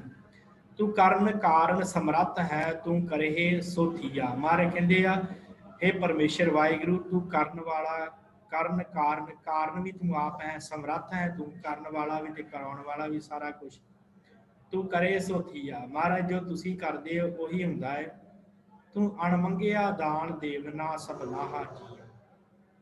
हे परमेश्वर वाहिगुरु जी, तुसी अणमंगिया दान दिंदे हो सारिਆਂ ਜੀਵਾਂ ਨੂੰ, कोई मंगे भावे ना मंगे, तुसी सारिਆਂ ਨੂੰ अणमंगिया दान दिंदे हो। सब आखो सतगुर वाह वाह, जिन दान हर मुख हर नाम मुख दिया। सारे आखो उस परमेश्वर ਨੂੰ वाहिगुरु वाहिगुरु, ਉਹਨੂੰ वाह वाह आखो उस परमेश्वर ਨੂੰ, जिन दान हर मुख दिया, जिन्हें सतगुरु स्वरूप हो करके सानू सारिਆਂ ਨੂੰ नाम का दान बख्शिश किया है। उस परमेश्वर ने जिहड़ा सतगुरु स्वरूप हो करके सारिਆਂ ਨੂੰ नाम दान दिंदा है, उस वाहिगुरु ਨੂੰ, उस परमेश्वर ਨੂੰ वाह वाह कहना करो। सो ये इस पौड़ी का सतगुਰਾਂ ने स्वरूप जो है श्री गुरु ग्रंथ साहब के विच दर्ज किया है। ये इस वार की जिहड़ी सी गाथा और सरलेख है जो दास ने आप जी नाल साझा किया। इस तो अगली साध संगत 7वीं वाहिगुरु 6वीं वार जिहड़ी है वो रामकली राग दे विच है। महल्ले तीजे धन श्री गुरु अमरदास सच्चे पातशाह जी की पावन वार है, तीसरे पातशाह जी की। ਇਹਦੇ ਉੱਪਰ ਜਿਹੜਾ ਸਿਰਲੇਖ ਹੈ ਜੋਧੇ ਵੀਰੈ ਪੂਰ ਬਾਣੀ ਕੀ ਧੁਨੀ। ਜੋਧੇ ਜੋਧਾ ਤੇ ਵੀਰਾ ਇਹ ਦੋ ਭਰਾ ਹੋਏ ਆ, ਇਹਨਾਂ ਦੀ ਵਾਰ ਦੀ ਜਿਹੜੀ ਧੁਨੀ ਹੈ ਉਹ ਸਤਿਗੁਰਾਂ ਨੇ ਲਿਖਣੀ ਕੀਤੀ ਹੈ। ਇਹ ਕੌਣ ਸਨ ਜੋਧਾ ਤੇ ਵੀਰਾ, ਇਹਦੇ ਬਾਰੇ ਆਪਾਂ ਵਿਚਾਰ ਕਰੀਏ। ਗਾਥਾ ਇਹਨਾਂ ਦੇ ਬਾਰੇ ਇਸ ਤਰ੍ਹਾਂ ਹੈ ਸਾਧ ਸੰਗਤ ਕਿ ਇਹ ਜਿਹੜਾ ਜੋਧਾ ਤੇ ਵੀਰਾ ਇਹ ਦੋਵੇਂ ਰਾਜਪੂਤ ਸਨ। ਪੂਰਬਾਣੀ ਇਹਨਾਂ ਦੇ ਪਿਤਾ ਦਾ ਨਾਮ ਸੀ ਪੂਰਬਾਣੀ, ਉਹਦੇ ਦੋਵੇਂ ਪੁੱਤਰ ਸਨ। ਇਹਨਾਂ ਦਾ ਪਿਤਾ ਬੜਾ ਬਹਾਦਰ ਸੀ ਤੇ ਇਹ ਵੀ ਫਿਰ ਦੋਵੇਂ ਜਿਹੜੇ ਸੀ ਆਪਣੇ ਪਿਤਾ ਦੇ ਬੜੇ ਬਹਾਦਰ ਸਪੂਤ ਸਨ, ਇਸ ਕਰਕੇ ਇਹਨਾਂ ਦੇ ਪਿਤਾ ਦਾ ਨਾਮ ਹੀ ਵਾਰ ਚ ਆਇਆ, ਜੋਧੇ ਵੀਰੇ ਪੂਰਬਾਣੀ ਕੀ ਵਾਰ ਦੀ ਧੁਨੀ। ਬਹਾਦਰ ਸੀ ਇਹਨਾਂ ਦਾ ਪਿਓ ਵੀ, ਤੇ ਇਹ ਦੋਵੇਂ ਜਿਹੜੇ ਸਨ ਉਹ ਵੀ ਬੜੇ ਬਹਾਦਰ ਨਿਕਲੇ। ਪਰ ਸਮਾਂ ਐਸਾ ਸੀ ਕਿ ਮੁਗਲਾਂ ਦਾ ਰਾਜ ਸੀ, ਤੇ ਮੁਗਲਾਂ ਦਾ ਰਾਜ ਹੋਣ ਕਰਕੇ ਅਕਬਰ ਉਸ ਸਮੇਂ ਬਾਦਸ਼ਾਹ ਸੀ। ਪਰ ਰਾਜਪੂਤ ਜਿਹੜੇ ਸਨ, ਇਹਨਾਂ ਤੋਂ ਪਹਿਲਾਂ ਰਾਜਪੂਤ ਬਾਦਸ਼ਾਹ ਹੁੰਦੇ ਸਨ, ਰਾਜਪੂਤਾਂ ਦੇ ਅੰਦਰ ਸੀ ਸਾਰਾ ਕੰਟਰੋਲ, ਇਹ ਰਾਜੇ ਰਾਜਪੂਤ ਹੁੰਦੇ ਹੋਇਆ ਕਰਦੇ ਸਨ। ਪਰ ਜਦੋਂ ਮੁਗਲਾਂ ਦਾ ਰਾਜ ਆ ਗਿਆ ਤੇ ਫਿਰ ਕੀ ਬਣਿਆ ਕਿ ਜਿਹੜੇ ਮੁਗਲਾਂ ਨੇ ਸਾਰੇ ਪਾਸੇ ਰਾਜ ਕਰ ਲਿਆ, ਦਿੱਲੀ ਦੇ ਤਖਤ ਤੇ ਵੀ ਫਿਰ ਮੁਗਲ ਬਾਦਸ਼ਾਹ ਅਕਬਰ ਬੈਠ ਗਿਆ। ਤੇ ਅਕਬਰ ਦੇ ਸਮੇਂ ਦੀ ਗੱਲ ਆ ਕਿ ਇਹ ਜਿਹੜੇ ਦੋਵੇਂ ਹੋਏ ਆ ਜੋਧਾ ਤੇ ਵੀਰਾ, ਇਹ ਦੋਵਾਂ ਨੇ ਕੀ ਕਰਿਆ ਕਰਨਾ, ਜਦੋਂ ਇਹਦੇ ਟੈਕਸ ਭਰਨ ਵਾਸਤੇ ਕਿਸੇ ਨੇ ਆਇਆ ਕਰਨਾ ਨਾ, ਅਕਬਰ ਨੂੰ ਟੈਕਸ ਭਰਨ ਵਾਸਤੇ, ਪੈਸੇ ਇਕੱਠੇ ਕਰਕੇ ਕਰ ਭਰਨ ਵਾਸਤੇ ਜਦੋਂ ਕਾਬਲ ਕੰਧਾਰ ਵੱਲੋਂ ਕਿਸੇ ਨੇ ਆਇਆ ਕਰਨਾ, ਤੇ ਇਹ ਅਗਲੇ ਪਾਸੇ ਬੈਠੇ ਹੁੰਦੇ ਸਨ ਸੈਨਾ ਲੈ ਕੇ ਉਜਾੜਾਂ ਦੇ ਵਿੱਚ, ਜੋਧਾ ਤੇ ਵੀਰਾ। ਇਹਨਾਂ ਦੋਵਾਂ ਜਾਣਿਆਂ ਨੇ ਜਦੋਂ ਕਿਸੇ ਨੇ ਲੈ ਕੇ ਆਇਆ ਕਰਨਾ ਕਰ, ਇਹਨਾਂ ਨੇ ਉਹਨਾਂ ਦੇ ਕੋਲੋਂ ਘਰ ਵੀ ਖੋਲਿਆ ਕਰਨਾ, ਤੇ ਜਿਹੜੇ ਦੁਸ਼ਾਲੇ ਵਗੈਰਾ ਜੋ ਵੀ ਭੇਟਾ ਲੈ ਕੇ ਆਇਆ ਕਰਨੀ ਕਿਸੇ ਨੇ ਰਾਜੇ ਵਾਸਤੇ, ਅਕਬਰ ਵਾਸਤੇ, ਇਹਨਾਂ ਨੇ ਉਹ ਵੀ ਭੇਟਾ ਖੋਲਿਆ ਕਰਨਾ। ਸਾਰਾ ਕੁਝ ਖੋਹ ਕੇ ਤੇ ਉਹ ਬੰਦਿਆਂ ਨੂੰ ਤੋੜ ਦਿਆ ਕਰਨਾ। ਉਹਨਾਂ ਨੇ ਆ ਕੇ ਤੇ ਅਕਬਰ ਬਾਦਸ਼ਾਹ ਦੇ ਕੋਲ ਬੇਨਤੀ ਕਰਿਆ ਕਰਨੀ ਕਿ ਸਾਡੇ ਨਾਲ ਮਹਾਰਾਜ ਰਸਤੇ 'ਚ ਆਹ ਕੁਝ ਹੋ ਗਿਆ, ਸਾਡੇ ਕੋਲੋਂ ਖੋਲਿਆ ਗਿਆ, ਪਤਾ ਨਹੀਂ ਕਿਹੜੇ ਸੀ ਧਾੜਵੀ ਉਹ ਆਏ ਤੇ ਉਹਨਾਂ ਨੇ ਸਾਡੇ ਕੋਲੋਂ ਖੋਹ ਲਿਆ। ਤੇ ਰਾਜਾ ਬੜਾ ਦੁਖੀ ਹੋਇਆ, ਅਕਬਰ ਬਾਦਸ਼ਾਹ ਬਹੁਤ ਦੁਖੀ ਹੋਇਆ। ਸਮਾਂ ਇਸੇ ਤਰ੍ਹਾਂ ਬੀਤਦਾ ਗਿਆ, ਜਿਹੜਾ ਵੀ ਆਇਆ ਕਰੇ ਕਾਬਲ ਕੰਧਾਰ ਵੱਲੋਂ ਉਹਨੂੰ ਇਹ ਲੁੱਟ ਲਿਆ ਕਰਨ। ਤੇ ਰਾਜਾ ਕਿਆ ਕਰੇ ਕਿ ਮੇਰੇ ਕੋਲ ਨਾ ਕੋਈ ਦਾਖਾਂ ਨਾ ਬਜੌਰੀਆਂ ਆਉਂਦੀਆਂ, ਦਾਖਾਂ ਬਜੌਰੀਆਂ ਬੜੀਆਂ ਪ੍ਰਸਿੱਧ ਸਨ ਉੱਧਰ ਦੀਆਂ, ਹੁਣ ਵੀ ਖੈਰ ਬੜੀਆਂ ਪ੍ਰਸਿੱਧ ਆ, ਉਧਰੋਂ ਜਿਹੜੇ ਮਨੱਕੇ ਮੇਵੇ ਮਿਲਦੇ ਆ ਬਹੁਤ ਪ੍ਰਸਿੱਧ ਆ ਸਾਧ ਸੰਗਤ। ਤੇ ਇਹ ਕਹਿੰਦਾ ਕਿ ਮੇਰੇ ਕੋਲ ਨਾ ਦਾਖਾਂ ਨਾ ਬਜੌਰੀਆਂ ਕੁਛ ਵੀ ਨਹੀਂ ਆਉਂਦਾ, ਤੇ ਨਾ ਹੀ ਮੇਰੇ ਕੋਲ ਕੋਈ ਘਰ ਭਰਨ ਵਾਸਤੇ ਕਾਬਲ ਕੰਧਾਰ ਵੱਲੋਂ ਆਉਂਦਾ, ਇਹ ਘਰ ਜਾਂਦਾ ਕਿੱਥੇ ਆ। ਤੇ ਇਹਦੇ ਮੰਤਰੀ ਨੇ ਕਿਹਾ ਕਿ ਮਹਾਰਾਜ ਗੱਲ ਇੰਝ ਆ ਅਕਬਰ ਬਾਦਸ਼ਾਹ ਜੀ ਕਿ ਰਸਤੇ ਦੇ ਵਿੱਚ ਦੋ ਧਾੜਵੀ ਆ, ਜੋਧਾ ਤੇ ਵੀਰਾ, ਰਾਜਪੂਤ ਆ ਦੋਵੇਂ, ਤੇ ਪੂਰਬਾਣੀ ਦੇ ਪੁੱਤਰ ਆਏ। ਇਹ ਦੋਵੇਂ ਜਾਣੇ ਜਿਹੜੇ ਆ ਇਹਨਾਂ ਦੇ ਪਿਤਾ ਨੂੰ ਜਿਹੜਾ ਸੀ ਉਹ ਆਪਾਂ ਹਰਾ ਕੇ ਤੇ ਇਹਨਾਂ ਦੇ ਰਾਜ 'ਚ ਉਹਨਾਂ ਨੂੰ ਬੇਦਖਲ ਕੀਤਾ ਸੀ। ਤੇ ਇਹ ਉਹੀ ਦੋਵੇਂ ਆਪਣੇ ਪਿਤਾ ਦੇ ਲਕਸ਼ੇ ਕਦਮਾਂ ਦੇ ਚੱਲਦੇ ਹੋਏ ਤੇ ਉੱਥੇ ਸਾਡੇ ਜਿਹੜੇ ਰਸਤੇ 'ਚ ਆਉਂਦੇ ਆ ਨਾ ਜਿਹੜਾ ਵੀ, ਉਹਨੂੰ ਲੁੱਟ ਲੈਂਦੇ ਆ। ਤੇ ਇਹਨਾਂ ਦੇ ਵਿਰੁੱਧ ਕੋਈ ਮੁਹਿੰਮ ਜਾਰੀ ਕਰੋ ਤੇ ਆਪਾਂ ਇਹਨਾਂ ਨੂੰ ਮਾਰ ਮੁਕਾਈਏ। ਫਿਰ ਅਕਬਰ ਬਾਦਸ਼ਾਹ ਨੇ 5000 ਬੰਦਾ ਜਿਹੜਾ ਸੀ ਉਹ ਇੱਕ ਵਜ਼ੀਰ ਦੇ ਅਧੀਨ ਇਹਨਾਂ ਨੂੰ ਮਾਰਨ ਵਾਸਤੇ ਭੇਜਿਆ, 5000 ਸਿਪਾਹੀ। ਤੇ ਇਹਨਾਂ ਦੋਵਾਂ ਜਾਣਿਆਂ ਨੇ ਉਨ 5000 ਸਿਪਾਹੀਆਂ ਨੂੰ ਮਾਰ ਸੁੱਟਿਆ, ਨਾਲ ਜਿੰਨੀ ਵੀ ਸੈਨਾ ਸੀ ਸੈਨਾ ਨਾਲ ਰਲ ਕੇ, ਤੇ ਜਿੰਨੇ ਵੀ ਆਏ ਸੀ 5000 ਦਾ 5000 ਮਾਰ ਮੁਕਾਇਆ। ਅਕਬਰ ਨੂੰ ਬੜਾ ਗੁੱਸਾ ਆਇਆ। ਇਹਨੇ ਫਿਰ ਕੀ ਕੀਤਾ, ਅਕਬਰ ਬਾਦਸ਼ਾਹ ਆਪ ਮੁਹਿੰਮ ਲੈ ਕੇ ਚੜਿਆ, ਆਪ ਫੌਜ ਲੈ ਕੇ ਇਹਨਾਂ ਦੇ ਉੱਪਰ ਚੜਿਆ। ਤੇ ਜਦੋਂ ਪਹੁੰਚਿਆ ਤੇ ਇਹਨਾਂ ਨੇ ਫਿਰ ਉਧਰੋਂ ਲੜਾਈ ਜੰਗ ਸ਼ੁਰੂ ਹੋਈ ਹੈ। ਤੇ ਅਕਬਰ ਨੇ ਫਿਰ ਜਿੰਨੇ ਵੀ ਫੌਜ ਲਿਆਂਦੀ ਸੀ ਇਹਨਾਂ ਨੇ ਉਹ ਸਾਰੀ ਫੌਜ ਮਾਰ ਮੁਕਾਈ। ਅਕਬਰ ਨੂੰ ਡਰ ਪੈਦਾ ਹੋ ਗਿਆ, ਅਕਬਰ ਦਿੱਲੀ ਵੱਲ ਨੂੰ ਭੱਜਾ, ਕਹਿੰਦਾ ਕਿਤੇ ਇਹ ਨਾ ਹੋਵੇ ਮੈਨੂੰ ਮਾਰ ਕੇ ਮੇਰੇ ਰਾਜ ਤੇ ਕਬਜ਼ਾ ਕਰ ਲੈਣ। ਦਿੱਲੀ ਵੱਲ ਆਇਆ ਤੇ ਮਨ 'ਚ ਗੁੱਸਾ ਬੜਾ ਆਇਆ ਅਕਬਰ ਬਾਦਸ਼ਾਹ ਦੇ। ਇਹਨੇ ਫਿਰ ਜਿੰਨੇ ਵੀ ਫੌਜ ਸੀ ਇਹਦੇ ਰਾਜ ਦੇ ਵਿੱਚ, ਦਿੱਲੀ ਦੇ ਵਿੱਚ, ਸਾਰੀ ਫੌਜ ਲੈ ਕੇ ਇਹ ਇਹਨਾਂ ਦੇ ਉੱਪਰ ਚੜ੍ਹਾਈ ਕਰਨ ਵਾਸਤੇ ਚੜ੍ਹਿਆ। ਸਾਰੀ ਫੌਜ ਲੈ ਕੇ, ਸਾਰੀ ਫੌਜ ਲਿਆ ਕੇ ਇਹਨਾਂ ਫਿਰ ਚੰਗੀ ਤਰ੍ਹਾਂ ਘੇਰਾ ਪਾ ਕੇ ਇਹਦੀ ਫੌਜ ਨੂੰ ਮਾਰ ਕੇ, ਇਹਨਾਂ ਦੀ ਜੋਧੇ ਤੇ ਵੀਰੇ ਦੀ ਨੂੰ, ਸਾਰੀ ਫੌਜ ਨੂੰ ਮਾਰ ਕੇ ਇਹਨਾਂ ਨੂੰ ਫਿਰ ਉਸ ਜਗ੍ਹਾ ਦੇ ਉੱਤੇ ਕਤਲ ਕੀਤਾ, ਸ਼ਹੀਦ ਕੀਤਾ। ਇਹ ਦੋਵੇਂ ਸੂਰਮੇ ਜਿਹੜੇ ਸੀ ਲੜਦੇ ਹੋਏ ਮੈਦਾਨੇ ਜੰਗ ਦੇ ਵਿੱਚ ਅਕਬਰ ਦੀ ਫੌਜ ਨਾਲ ਲੋਹਾ ਲੈਂਦੇ, ਉੱਥੇ ਦੋਵੇਂ ਸ਼ਹੀਦ ਹੋ ਗਏ, ਦੋਵੇਂ ਮਾਰੇ ਗਏ। ਸੋ ਇਸ ਤਰ੍ਹਾਂ ਇਹਨਾਂ ਦੀ ਜਿਹੜੀ ਵਾਰਤਾ ਹੈ, ਇਹਨਾਂ ਦੋਵਾਂ ਦੀ ਬਹਾਦਰੀ ਦੀ ਵਾਰਤਾ ਰਾਜਪੂਤਾਂ ਨੇ ਫਿਰ ਗਾਈ ਹੈ। ਜਿਹੜੇ ਰਾਜਪੂਤ ਸਨ ਉਹਨਾਂ ਨੇ ਫਿਰ ਇਹਨਾਂ ਦੀ ਇੱਕ ਵਾਰ ਰਚੀ, ਤੇ ਉਸ ਵਾਰ ਨੂੰ ਫਿਰ ਰਚ ਕੇ ਇਹਨਾਂ ਗਾਇਆ। ਤੇ ਉਸ ਵਾਰ ਦੀ ਧੁਨੀ ਨੂੰ ਧੰਨ ਸ਼੍ਰੀ ਗੁਰੂ ਅਰਜਨ ਦੇਵ ਜੀ ਨੇ, ਜਾਂ ਧੰਨ ਸ਼੍ਰੀ ਗੁਰੂ ਹਰਗੋਬਿੰਦ ਸਾਹਿਬ ਮਹਾਰਾਜ ਸੱਚੇ ਪਾਤਸ਼ਾਹ ਨੇ ਇਸ ਵਾਰ ਦੀ ਧੁਨੀ ਨੂੰ ਫਿਰ ਰਾਮਕਲੀ ਰਾਗ ਦੇ ਵਿੱਚ, ਜਿਹੜੀ ਸਤਿਗੁਰੂ ਗੁਰੂ ਰਾਮਦਾਸ ਮਹਾਰਾਜ ਸੱਚੇ ਪਾਤਸ਼ਾਹ ਜੀ ਦੀ ਪਾਵਨ ਵਾਰ ਸੀ, ਉਸ ਵਾਰ ਦੇ ਉੱਤੇ ਇਸ ਧੁਨੀ ਨੂੰ ਚੜਾਉਣਾ ਕੀਤਾ। ਸੋ ਇਹ ਵਾਰ ਦਾ ਕੀ ਸਰੂਪ ਹੈ ਤੇ ਇਹ ਕਿਵੇਂ ਸਤਿਗੁਰਾਂ ਨੇ ਚੜਾਈ ਆਪ ਜੀ ਦੀ ਸਕਰੀਨ ਉੱਪਰ ਹੈ ਸਾਧ ਸੰਗਤ। ਵਾਰ ਜੋਧੇ ਵੀਰੇ ਪੂਰਬਾਣੀ ਕੀ, ਜੋਧ ਵੀਰ ਪੂਰਬਾਣੀਏ, ਦੋ ਗੱਲਾਂ ਕਰੀਆਂ ਕਰਾਰੀਆਂ, ਬਸੰਤਰ ਧੋਵੇ ਕੱਪੜੇ ਰਾਜਾ ਪਵਨ ਦੇ ਬੁਹਾਰੀਆਂ, ਚੜਿਆ ਰਾਜਾ ਜੋਧ ਵੀਰ ਹਾਥੀ ਸੋਹਣ ਅੰਬਾਰੀਆਂ, फौजां चढ़ियां बादशाह अकबर ने रण भारियां। सन्मुख होए राजपूत ते छतरी रणकारियां। ਉਹਨਾਂ ਧੂ ਮਿਆਨੋਂ ਕੱਢੀਆਂ ਬਿਜਲ ਜਿਉਂ ਚਮਕਾਰੀਆਂ। ਇੰਦਰ ਸਣੇ ਅਪੱਛਰਾਂ ਦੋਹਾਂ ਨੂੰ ਕਰਨ ਜੁਹਾਰੀਆਂ। ਇਹੀ ਕੀਤੀ ਜੋਧ ਵੀਰ ਪਾਤਸ਼ਾਹੀ ਗੱਲਾਂ ਸਾਰੀਆਂ। ਕਹਿੰਦੇ ਕਿ ਜੋਧਾ ਤੇ ਵੀਰ ਕੁਰਬਾਨੀਏ ਇੰਨੇ ਬਲੀ ਸਨ। ਇੰਨੀ ਇੱਕ ਗੱਲ ਉਹਨਾਂ ਦੇ ਬਾਰੇ ਕਹੀ ਜਾ ਸਕਦੀ ਹੈ ਕਿ ਬਸੰਤਰ ਧੋਵੇ ਕੱਪੜੇ ਤੇ ਰਾਜਾ ਪਵਨ ਦੇ ਬੁਹਾਰੀਆਂ। ਕਹਿੰਦੇ ਐਸੇ ਸਨ ਕਿ ਅੱਗ ਉਹਨਾਂ ਦੇ ਇੱਕ ਹਿਸਾਬ ਦੇ ਕੱਪੜੇ ਧੋਂਦੇ ਸੀ, ਇੰਨਾ ਉਹਨਾਂ ਦਾ ਪ੍ਰਤਾਪ ਸੀ ਰਾਜਿਆਂ ਦਾ। ਤੇ ਰਾਜਾ ਪਵਨ ਜਿਹੜੀ ਹਵਾ ਸੀ ਉਹ ਉਹਨਾਂ ਨੂੰ ਬੁਹਾਰੀਆਂ ਠੰਡੇ ਹਵਾ ਦੇ ਬੁੱਲੇ ਦਿੰਦੀ ਸੀ। ਫਿਰ ਇੰਨਾ ਉਹਨਾਂ ਦਾ ਬਲ ਸੀ, ਚੜ੍ਹਿਆ ਰਾਜਾ ਜੋਧ ਵੀਰ ਹਾਥੀ ਸੋਹਣ ਅੰਬਾਰੀਆਂ। ਜਿਹੜੇ ਸੀ ਇੱਧਰੋਂ ਜੋਧਾ ਤੇ ਵੀਰ ਜਿਹੜੇ ਸੀ ਹਾਥੀ ਤੇ ਚੜ੍ਹ ਕੇ ਤੇ ਬੜੇ ਸੋਹਣੇ ਲੱਗਦੇ ਸਨ, ਜੰਗ ਦੇ ਵਿੱਚ ਚੜ੍ਹੇ ਆ। ਉਧਰਲੇ ਪਾਸਿਓਂ ਫੌਜਾਂ ਚੜ੍ਹੀਆਂ ਬਾਦਸ਼ਾਹ ਅਕਬਰ ਨੇ ਰਣ ਭਾਰੀਆਂ। ਦੂਸਰੇ ਪਾਸਿਓਂ ਅਕਬਰ ਦੀਆਂ ਫੌਜਾਂ ਚੜ੍ਹੀਆਂ।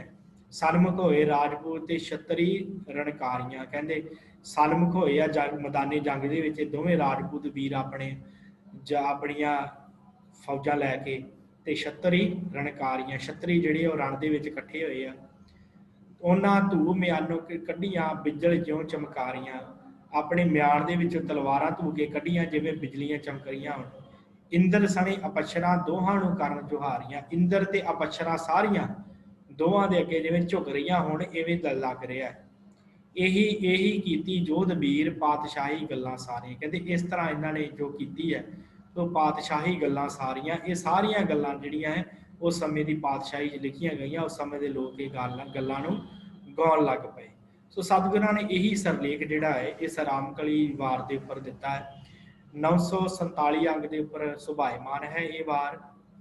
ਰਾਮਕਲੀ ਦੀ ਵਾਰ ਹੈ, ਜੋਧੇ ਵੀਰੇ ਪੁਰਬਾਣੀ ਕੀ ਧੁਨੀ। ਇਸ ਤਰ੍ਹਾਂ ਮਹਾਰਾਜ ਨੇ ਇਸ ਸਰਲੇਖ ਦੇ ਉੱਪਰ ਇਸ ਵਾਰ ਦੇ ਉੱਪਰ ਦਿੱਤਾ ਹੈ।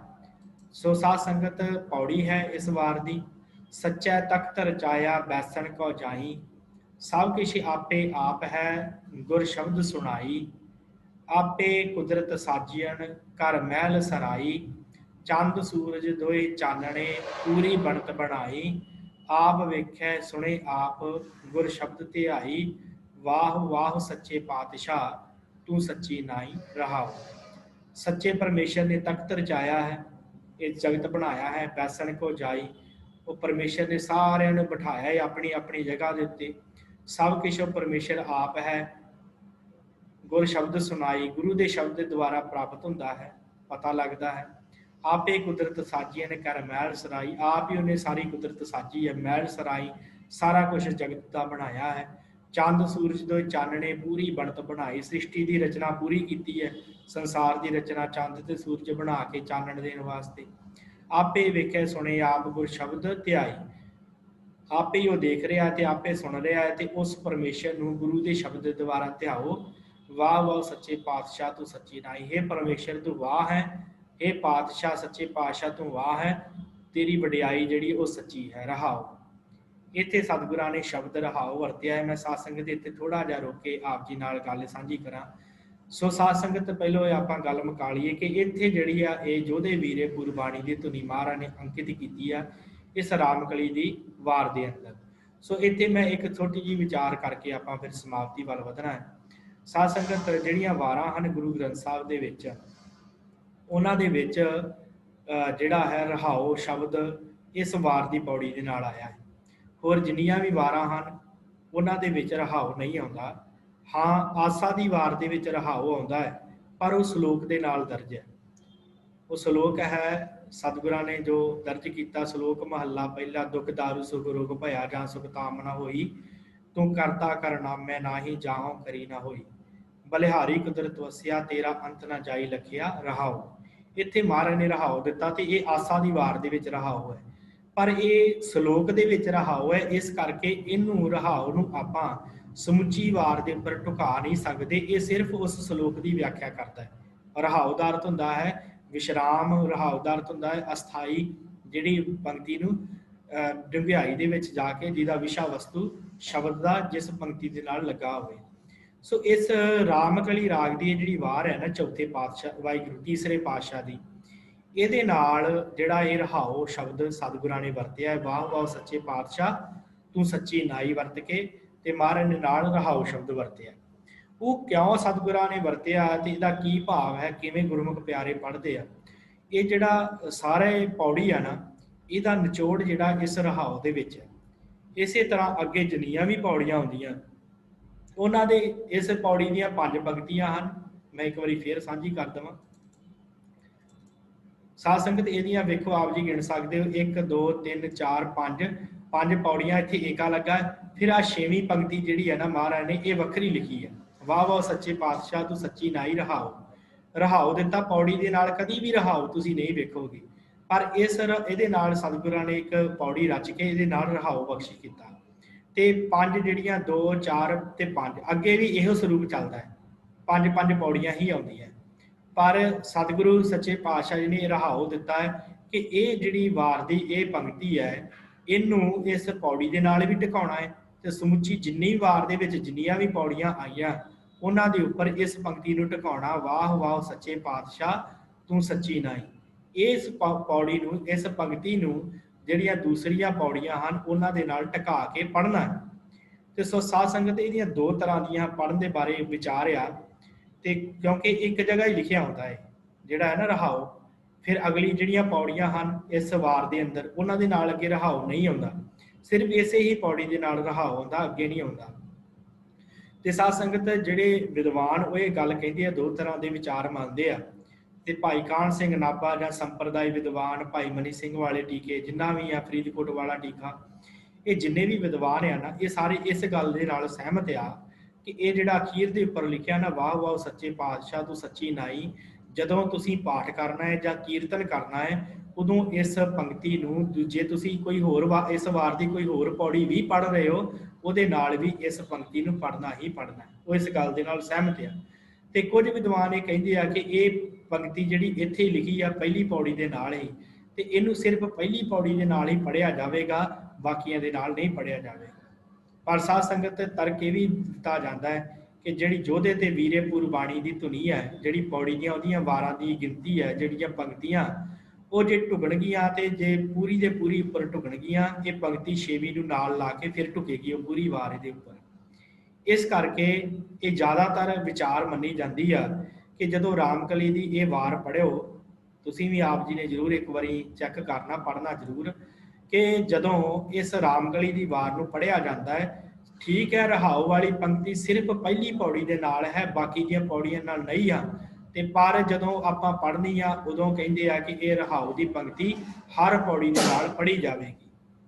ਮੈਂ ਇੱਕ ਵਾਰੀ ਫੇਰ ਦੁਹਰਾ ਦੇਵਾਂ ਕਿ ਇਹ ਜਿਹੜੀ ਰਹਾਓ ਦੀ ਪੰਕਤੀ ਹੈ ਸਿਰਫ ਪਹਿਲੀ ਪੌੜੀ ਦੇ ਨਾਲ ਸਤਿਗੁਰਾਂ ਨੇ ਦਰਜ ਕੀਤੀ ਆ, ਤੇ ਬਾਕੀ ਜਿਹੜੀਆਂ ਪੌੜੀਆਂ ਹਨ ਉਹਨਾਂ ਦੇ ਨਾਲ ਇਹ ਦਰਜ ਨਹੀਂ ਕੀਤੀ। ਪਰ ਜਦੋਂ ਇਹਨੂੰ ਪੜ੍ਹਿਆ ਜਾਂਦਾ ਤੇ ਉਦੋਂ ਸਾਰੀਆਂ ਹੀ ਪੌੜੀਆਂ ਦੇ ਨਾਲ ਇਹਨੂੰ ਲਾ ਕੇ ਪੜ੍ਹਿਆ ਜਾਂਦਾ, ਵਾਹ ਵਾਹ ਸੱਚੇ ਪਾਤਸ਼ਾਹ ਤੂੰ ਸੱਚੀ ਨਾਈ। ਇਸ ਗੱਲ ਨੂੰ ਜ਼ਿਆਦਾਤਰ ਵਿਦਵਾਨਾਂ ਦਾ ਇਹ ਫੈਸਲਾ ਹੈ। ਤੇ ਜੋ ਗੁਰਬਿਲਾਸ ਪਾਤਸ਼ਾਹੀ 6ਵੀਂ 'ਚ ਜੋ ਭਾਈ ਕਾਹਨ ਸਿੰਘ ਨਾਭਾ ਨੇ ਲਿਖਿਆ ਹੈ, ਉਹਦੇ ਅਨੁਸਾਰ ਇਹ ਮੰਨਿਆ ਜਾਂਦਾ ਕਿ ਇਹਨੂੰ ਪੜ੍ਹਨਾ ਚਾਹੀਦਾ। ਸੋ ਸਾਧ ਸੰਗਤ ਇਹ ਸੀ ਵਿਚਾਰ ਇਹਨਾਂ ਵਾਹਿਗੁਰੂ ਧੁਨੀਆਂ ਬਾਰੇ। ਆਪਾਂ ਹੁਣ ਕੁੱਲ ਜਿਹੜੀਆਂ ਹਨ ਉਹ 6 ਧੁਨੀਆਂ ਦੀ ਵਿਚਾਰ ਕਰ ਚੁੱਕੇ ਹਾਂ। 3 ਧੁਨੀਆਂ ਦੀ ਵਿਚਾਰ ਜਿਹੜੀ ਉਹ ਆਪਾਂ ਕੱਲ ਦੀ ਕਲਾਸ ਵਿੱਚ ਕਰਾਂਗੇ। ਸਮਾਂ ਹੋ ਚੁੱਕਾ ਹੈ, ਇੱਥੇ ਸਮਾਪਤੀ ਹੈ। ਜੇ ਆਪ ਜੀ ਨੇ ਕੋਈ ਵਿਚਾਰ ਦੇਣਾ ਹੈ, ਕੁਝ ਪੁੱਛਣਾ ਹੈ, ਤੇ ਆਪ ਜੀ ਨੂੰ ਬੇਨਤੀ ਹੈ ਕਿ ਆਪ ਮਾਈਕ ਆਨ ਕਰਕੇ ਪੁੱਛ ਸਕਦੇ ਹੋ, ਫਿਰ ਆਪਾਂ ਸਮਾਪਤੀ ਕਰੀਏ। ਹਾਂਜੀ ਵਾਹਿਗੁਰੂ ਵਾਹਿਗੁਰੂ ਵਾਹਿਗੁਰੂ। ਠੀਕ ਹੈ ਸਾਧ ਸੰਗਤ ਜੀ, ਆਪ ਸਭ ਸੰਗਤ ਦਾ ਬਹੁਤ ਬਹੁਤ ਧੰਨਵਾਦ ਜੋ ਆਪ ਜੀ ਜੁੜ ਕੇ ਗੁਰਮਤਿ ਦੀ ਸਿੱਖਿਆ ਲੈਂਦੇ ਹੋ। ਇੱਥੇ ਹੀ ਮੈਂ ਦੱਸ ਦੇਵਾਂ ਕਿ ਜਿੱਥੇ ਆਪ ਜੀ ਖੁਦ ਜੁੜਦੇ ਹੋ ਉੱਥੇ ਹੋਰਨਾਂ ਨੂੰ ਵੀ ਪ੍ਰੇਰਿਤ ਕਰਿਆ ਕਰੋ, ਕਿਉਂਕਿ ਬੜੀ ਡੂੰਘੀ ਜਾਣਕਾਰੀ ਹੈ। ਕੁਝ ਸੰਗਤ ਨੂੰ ਨਹੀਂ ਪਤਾ ਹੋਵੇਗਾ ਕਿ ਵਾਰਾਂ ਦੇ ਵਿੱਚ ਰਹਾਓ ਕਿੰਨੀ ਵਾਰੀ ਆਉਂਦਾ, ਕਿਹੜੀ ਵਾਰ ਦੇ ਨਾਲ ਰਹਾਓ ਹੈ, ਕਿਹੜੀ ਪੌੜੀ ਦੇ ਨਾਲ ਹੈ, ਉਹ ਸ਼ਾਇਦ ਕੋਈ ਸੰਗਤ ਨੂੰ ਅੱਜ ਹੀ ਪਤਾ ਲੱਗਾ ਹੋਵੇ। ਸੋ ਇਸ ਤਰ੍ਹਾਂ ਬੜੀਆਂ ਗੂੜੀਆਂ ਗੱਲਾਂ ਹਨ ਜਿਹੜੀਆਂ ਗੁਰਬਾਣੀ ਦੇ ਅੰਦਰ ਹਨ। ਸੋ ਇਸ ਕਰਕੇ ਜੁੜੋਗੇ ਤੇ ਇਹ ਗੱਲਾਂ ਦਾ ਪਤਾ ਲੱਗੇਗਾ, ਤੇ ਆਪਾਂ ਬਾਣੀ ਵਿਚਾਰੀਏ ਤੇ ਪੜ੍ਹਿਆ ਕਰੀਏ ਤੇ ਸਭ ਗੱਲਾਂ ਦਾ ਪਤਾ ਲੱਗਦਾ। ਸੋ ਇੰਨੀਆਂ ਕੁ ਬੇਨਤੀਆਂ ਆਪ ਜੀ ਨੇ ਪ੍ਰਵਾਨ ਕਰਨੀਆਂ। ਬਲਾਓ ਫਤਿਹ। ਵਾਹਿਗੁਰੂ ਜੀ ਕਾ ਖਾਲਸਾ, ਵਾਹਿਗੁਰੂ ਜੀ ਕੀ ਫਤਿਹ।